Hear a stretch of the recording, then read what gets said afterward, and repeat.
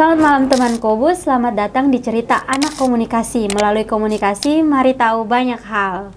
Nah teman Kobus, kali ini cerita anak komunikasi datang dari Pulau Timor, yaitu cerita tentang sejarah lahirnya kota Kefamananu.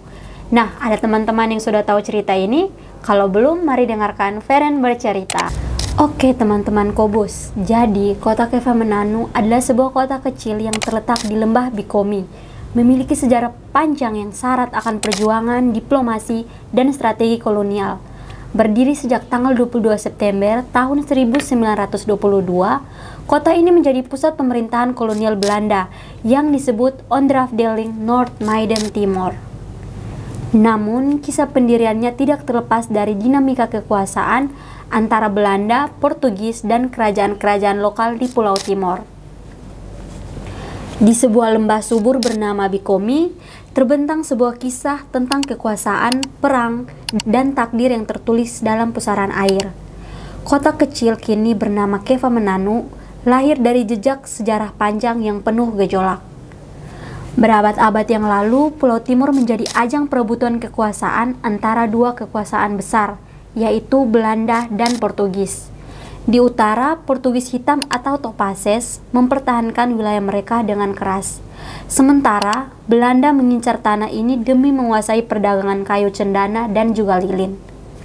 Para raja-raja kecil di Pulau Timor pun terbelah. Ada yang memihak Belanda, ada pula yang memihak bangsa Portugis. Di tengah konflik ini, seorang raja yang karismatik bernama Sonbai menjadi simbol perlawanan terhadap Belanda. Kekuatannya tak hanya terletak pada ketajaman strateginya, tetapi juga pada pengaruhnya terhadap raja-raja kecil lainnya. Namun, kekejamannya yang ia lakukan membuat rakyatnya sendiri berbalik melawan. Salah satunya adalah Uskono. Pemberontakan ini berujung pada sebuah revolusi berdarah yang dikenal sebagai Revolusi Lata Esam. Setelah menggulingkan Sonbai, Kono dan rakyatnya mencari perlindungan kepada Belanda di Kupang dan Niki-Niki. Dengan bantuan Belanda, kekuasaan Sonbai pun perlahan runtuh, meskipun keturunannya terus berlanjut mempertahankan kejayaan leluhur mereka.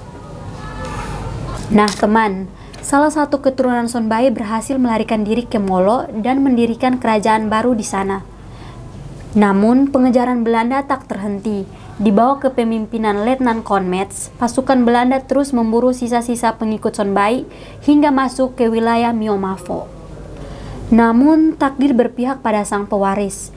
Raja Kono yang dulu merupakan musuh Sonbai memutuskan untuk melindungi keturunannya agar selamat dari pencarian Belanda. Agar selamat dari pencarian Belanda, ia diberi nama baru yaitu Sobe Kono. Sadar bahwa pengejarannya tidak akan membuahkan hasil, Letnan Conmets akhirnya melakukan gencatan senjata dan mendirikan markas militer di Noetoko pada tahun 1909. Noetoko pun menjadi pusat pemerintahan militer Belanda untuk wilayah Noord-Maiden Timor. Namun, lokasi yang kurang strategis membuat Belanda mencari tempat baru. Letnan Sketel Olivier pun ditugaskan untuk mencari tanah yang lebih cocok sebagai pusat pemerintahan. Bersama pasukannya, ia menjelajahi berbagai daerah hingga akhirnya tiba di sebuah lembah yang masih dipenuhi hutan lebat. Suatu hari, seorang prajurit Belanda yang sedang mencari sumber air bertemu dengan seorang warga yang sedang menggembala sapi. Saat ditanya di mana ada air, sang warga pun menunjuk ke sebuah arah dan berkata, "Kefamananu." Ketika prajurit itu tiba di tempat yang ia tunjukkan, ia tertegun melihat sebuah pemandangan yang luar biasa, yaitu sebuah air terjun yang jatuh ke dalam kolam alami membentuk pusaran yang menyerupai perut ayam. Nah, laporan tentang keindahan dan keberlimpahan air di tempat itu sampai ke telinga Letnan Sketel. Ia pun memutuskan bahwa inilah tempat yang tepat. Pada tanggal 22 September 1922, ibu kota pemerintahan militer Belanda dipindahkan ke tempat ini dan nama Kefamananu pun lahir disesuaikan dengan logat Belanda. Setahun kemudian, kantor pemerintahan resmi dibangun oleh Tuan Pedemons. Bangunan ini yang dulu menjadi pusat kekuasaan Belanda kemudian bertransformasi menjadi kantor Bupati Timor Tengah Utara dan kini menjadi kantor arsip daerah Kabupaten TTU. Seiring waktu, Kefah Menanu terus berkembang dari sebuah kota kecil di tengah hutan lebat yang menjadi pusat pemerintahan dan perdagangan di wilayah Timur Tengah Utara. Hingga akhirnya pada tahun 1992 berdasarkan keputusan Presiden Soeharto, Kecamatan Kota Kefah Menanu resmi berdiri sendiri lepas dari Miomavo Timur. Kini meskipun zaman telah berubah, pusaran air di tebing itu tetap ada, mengingatkan setiap orang akan sejarah panjang yang membentuk Kefah Menanu. Kota ini lahir dari perjuangan, pengkhianatan, dan kesetiaan dari darah dan air, sebuah pusaran takdir yang telah menentukan jalannya sendiri.